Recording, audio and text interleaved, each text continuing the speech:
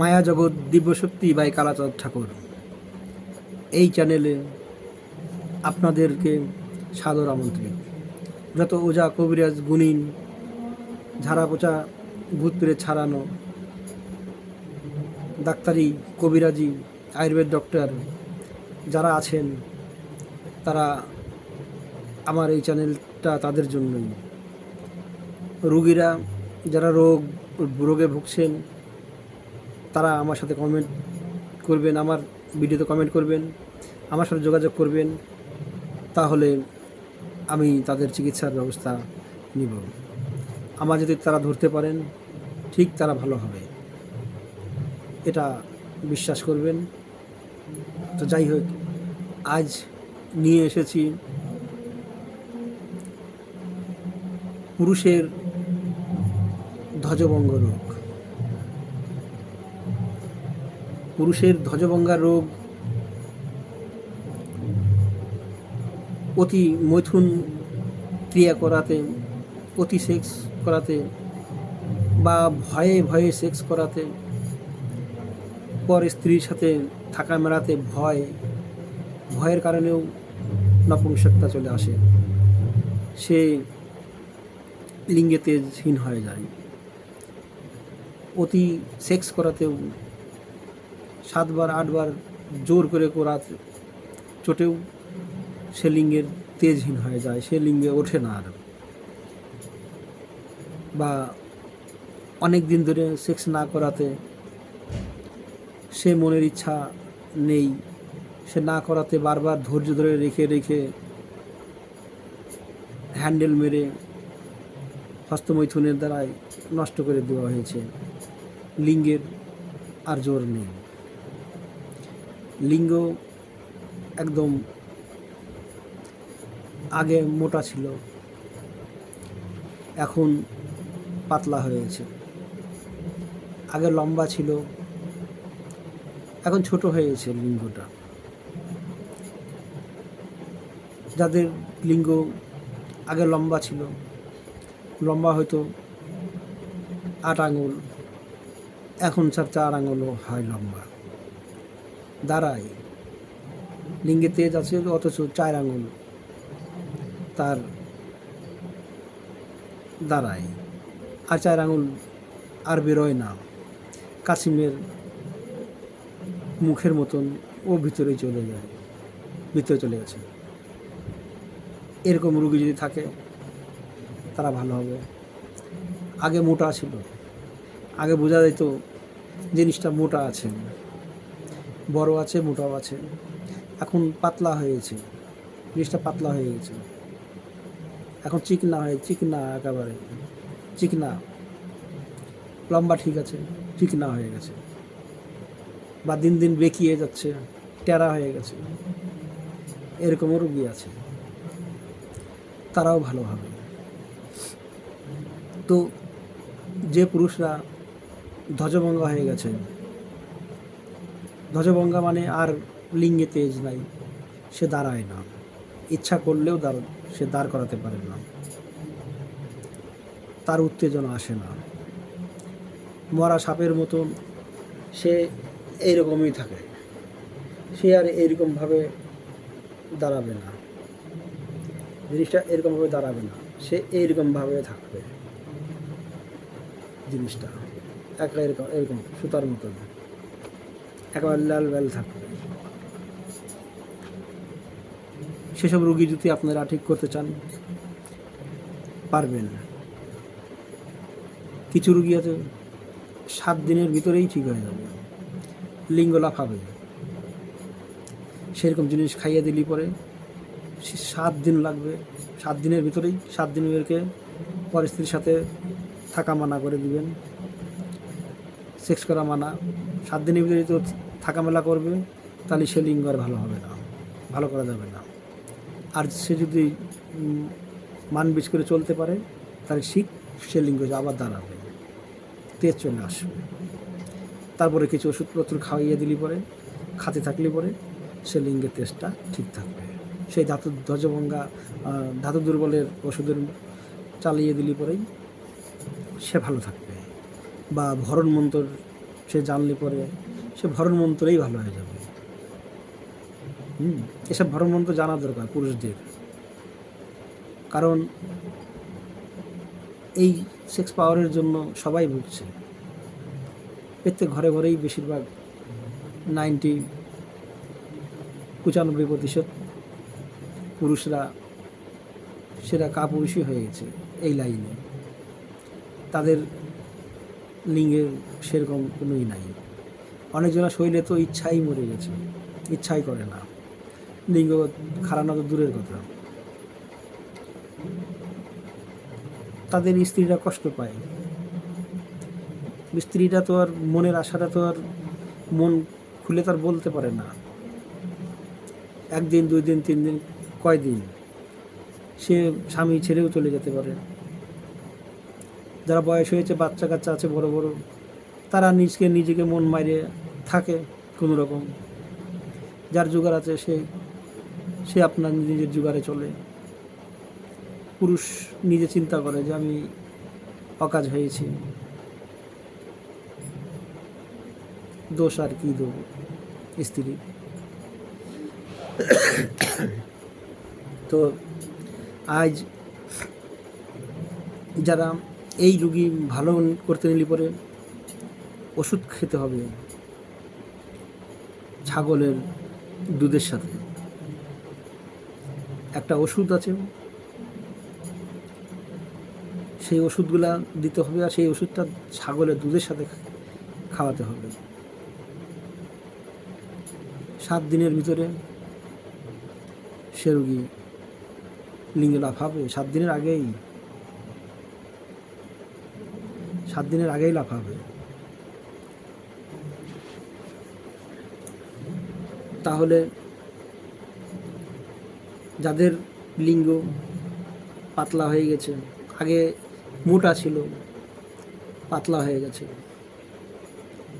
সামনের বল্টুটা মোটা আছে, পিছনে পাতলা হয়ে গেছে, একদম গুড়া পাতলা হয়ে গেছে,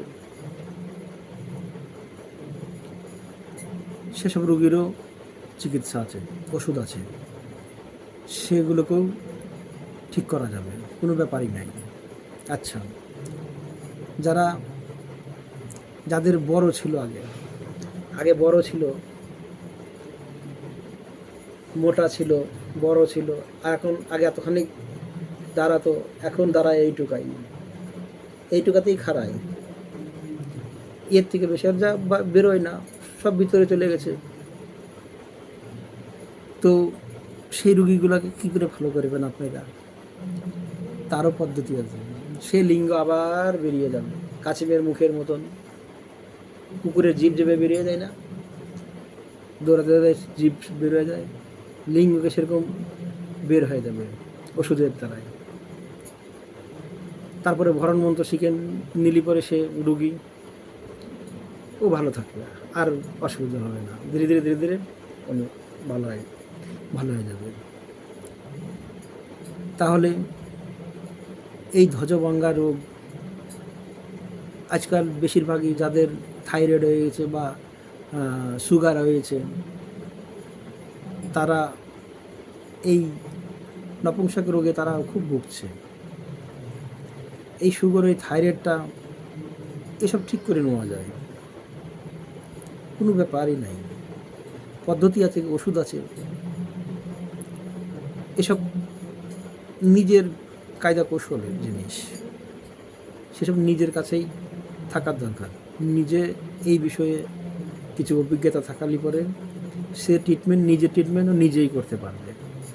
সুগার কী জিনিসই যাই হয়, যেটা দিকে এসেছে সেরকম ঠিক চলে যাবে।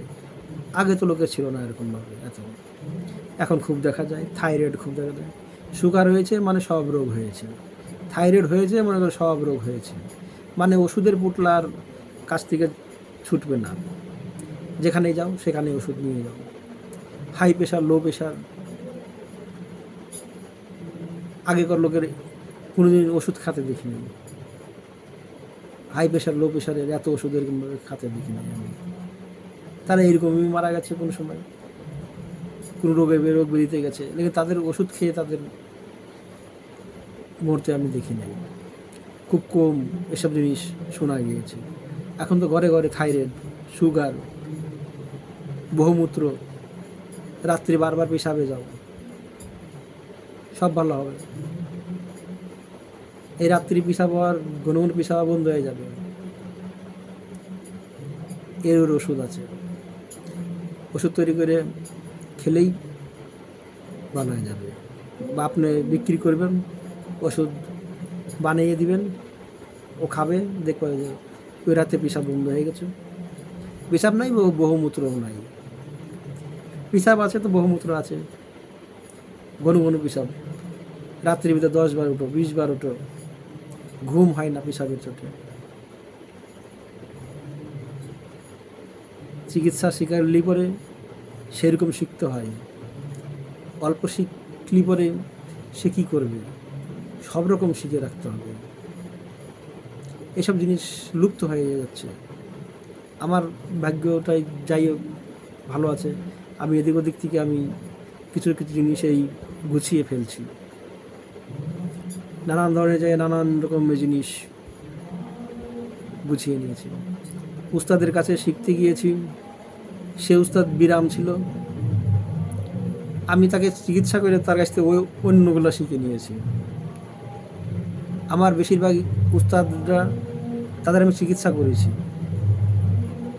কি জন্য তাদের কাছে আছে সেটা আমার কাছে নেই, বা আমার কাছে আছে একরকম, তাও আমি শিখেছি। যদি আমার এটা ফেল হয় তো ওইটা তো কাজ করবে। তাদের রোগ ঠিক করে, তাদের ভালো করে, তারা তাদের কাছ থেকে জিনিসগুলো শিখে নিয়েছে। আমি সেরকম চালা, কি জন্য আমার যে এত উস্তাদ, এগুলা ওই উস্তাদের পরে অ্যাপ্লাই করলে পরেই তো সে ভালো হবে। আমার কাছে থাকাকালীন তাও আমি তার কাছ থেকে শিখেছি। কারণ ওই যে একটা যদি আমার মিস করে, আর একটা লাগাবো, আর একটা লাগাবো, আর একটা লাগাবো, 5 রকম লাগাবো, রুগী তো আমার সময় দিবে না বেশি। রুগী তো যদি তাড়াতাড়ি ভালো হতে চায়, রুগীকে যদি ঘোরানো যায় বেশি, সে রুগী বিশ্বাস করবে না। 4 রকম লাগা দিলাম, 5 রকম লাগা দিলাম, ভালো হয়ে যাবে, যাও নিয়ে যাও, খাও, এরকম করো করে যাও, বাকি তোমার উপরে। যেরকম খাবা, যেরকম চলবা, সেরকম হবা, সিধা কথা। ওষুধ ঠিক।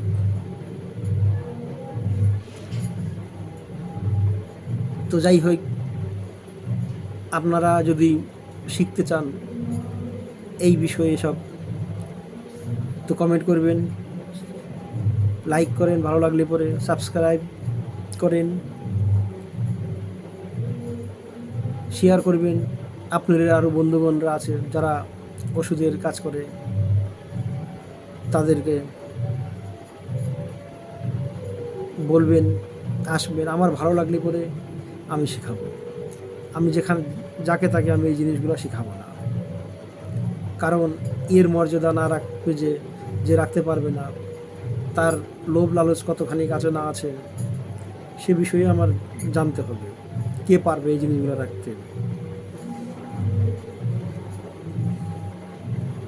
একমাত্র তাদেরকেই দেওয়া হবে, শেখানো হবে, বোঝানো হবে, কোর্স করানো হবে, সে একটা ভালো উস্তাদ হবে। ও শিখতে শিখতেই বললে দিবে যে, সে যদি কবিরাজি করে থাকে, ও আমার কাছ থেকে শিখতে শিখতেই বলে দিবে যে ওস্তাদ আপনি একদম ঠিক জিনিস বলেছেন।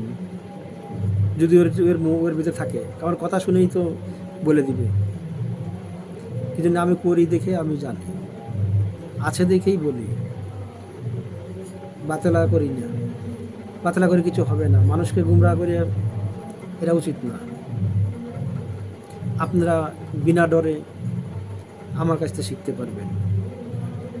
আমি শেখাবো তাকেই যে আমার ভালো লাগবে, যে আমি দেখবো যে করতে পারবে।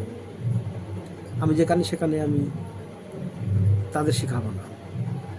আমি চাই প্রত্যেক রাজ্যতে 2-4-10 জন করে আমার মতন শিক্ষিত একটা ভালো কবিরাজ হওয়া দরকার।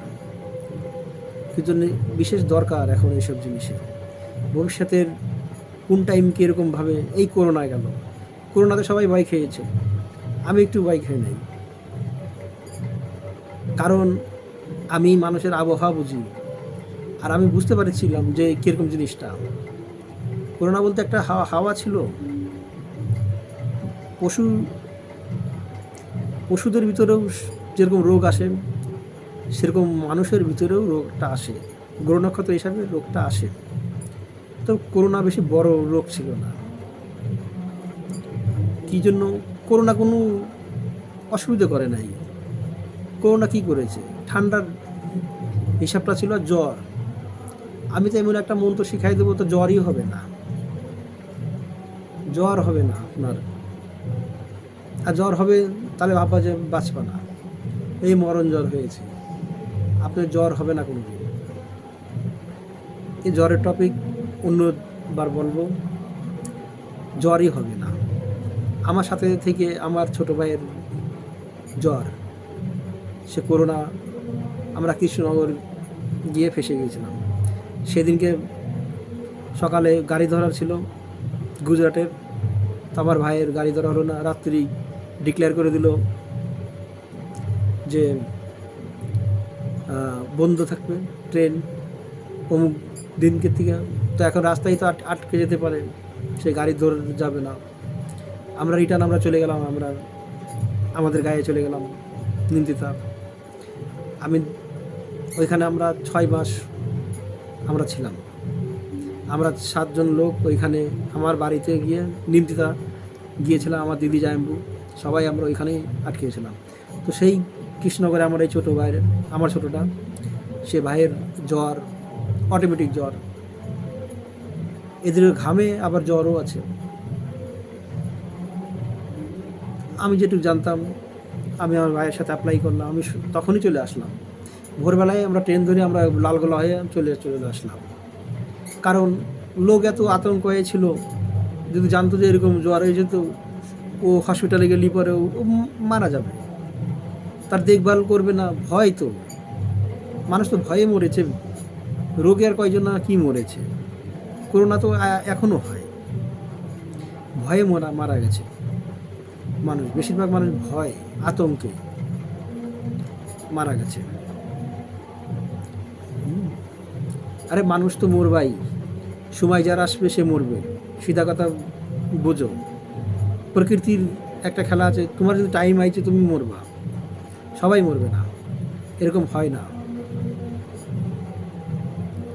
বাঁচারও অনেক রাস্তা আছে, অনেক। মানুষ যদি ভয় দেওয়া যায় একটা রোগীকে, সবারই যদি আতঙ্কে ফেলে দেওয়া যায়, তো রোগীর মেন্টালিটি অনেক কমজোর না অনেক লোকের। আমি উস্তাদ ছিলাম, আমি জানতাম, আমার ওষুধপত্র আমার কাছে ছিল, আমরা খাইয়েছি আমার দাদা ভাইকে, সবাইকে খাইয়ে দিতাম। মাটির গন্ধ সহ্য হতো না। আমরা বুঝতাম যে একটা হাওয়া আছে, মাটির একটা ধুলমিটির, যেরকম আস্থামা অলি পরে একটা ধুলমিটির অ্যালার্জি টাইপের হয়ে যায়, সেরকম একটা ছিল। আমার কাছে ওষুধ ছিল, আমরা মাঝে মাঝে ওষুধগুলো আমি দিতাম যাতে জিনিসটা না হয়। সে কত কষ্টে সেই আমার ভাইয়ের জ্বরটা আমরা ঠিক করলাম। আমরা কোনো জায়গায় নিয়ে যাই নাই তো, তবে শিখার মতো কিছু শিখে রাখলে পরে নিজেকে নিজে প্রোটেক্ট করে নেওয়া যায়। এসব জিনিস আগের থেকেই সতর্কভাবে চললে পরে, এই জন্য ওষুধপত্র সবকে থাকলেই পরে, দৈবিক শক্তি যদি থাকে, আধ্যাত্মিক শক্তি যদি থাকে, সাধনার কিছু জিনিস আছে, সেসব জিনিস যদি থাকে, রোগব্যাধি অত বড় আঘাত করতে পারে না। আঘাত যদি করে তাহলে ভাববা যে এখন টাইম হয়েছে যাওয়ার। তবেই সেসব জিনিস শিখে রাখতে হয় ওস্তাদদেরকে। সে জিনিস মোর বানায় তুমি শর্ট করে। এমনও জিনিস আছে, মানুষ মরে না, ভুগে ভুগে মরে, মানে কষ্টে মরে। কাউকে দিয়ে যেতে হবে, ছেড়ে যেতে হবে, এরকম জিনিস আছে, রাখতে হয়। আচানক একটা জ্বর আসলো, হার্ট অ্যাটাক হয়ে মারা যাবা, কেন মারা যাবা? ইচ্ছা মৃত্যুর মতন কিছু জিনিস আছে, তারা আমাদের ভিতরে থাকলে বলে আমরা শর্ট করে মারা যাব না। তো যাই হোক, যাদের এইসব বিদ্যা শেখার ইচ্ছে আছে, তারা আমার এই চ্যানেলটাকে সাবস্ক্রাইব করবেন, কমেন্ট করবেন, শেয়ার করবেন, বেল আইকন দেবেন, যাতে আমার এই ভিডিওগুলো আপনার কাছে যেতে পারে। আপনারা বিনা ডাউটে আমার কথাগুলো বিশ্বাস করতে পারেন, কারণ আমি জানি চতুর্দিকে যারা মানুষ ঠগে তারা এরকমই হয়। নানান ধরনের লোক ইউটিউবে আছে, সবাই শেখায় ভালো কথা। আমার জিনিস আমি ইউটিউবে এরকমভাবে তো শেখাতে পারবো না, আমার জিনিস অন্য। আমি জিনিসের কদর করি, এর অপমান করতে চাই না, এর ভ্যালু আছে। অভ্যালু থাকলে পরে ওসব দেওয়া যায়, আমি দিয়ে ওসব করবোটা কি? চ্যানেলে লোকের সময় নষ্ট করা, মুং বাং করা, হাজারো মন্ত্র বানাইয়ে ইউটিউবে ছাড়া যায়। তো সমাজে এসব কী হবে? তাহলে সমাজে একটা অপচার, মানে অজিনিস নিয়ে মানুষ দিন নষ্ট করবে, সময় নষ্ট করবে, কার পর অ্যাপ্লাই করবে, কার পর কী হবে না হবে, এর কি মানে দায়িত্বকে হবে। তো এইসবের থেকে একটু সতর্ক থাকবেন। শিখলে পরে উস্তাদরা আরামসে বসে তাদের কাছে শেখেন, ইউটিউবে দেখেই সব কিছু করতে নাই। কোন সময় কোন জিনিসের কি একটা হলো, হয়তো কেউ শেখে নাই, তার বাপ ঠাকুরদার দাদুর কাউরে ছিল, খাতা দেখে সে বলে দিয়েছে যে এরকম এরকম, ও তো করে নাই আর দিয়ে দিয়েছে ইউটিউবে। সেই জিনিস অন্য কেউ করার পরে তার কোনো বিপদ এসে গেলে পরে সে তো গেল, তার কে ভালো করবে? এরকমও হতে পারে। ওই জন্য যারা জহরি তারা সোনাকে চেনে, হীরাকে চেনে। যারা হীরা নাড়ে তারা হীরা ঠিক চিনবে যে এই জিনিসটার কী মূল্য, কী ভ্যালু কি না। আর যারা না জানে তারা মুখে দিবে, কামড়াবে হীরাকে।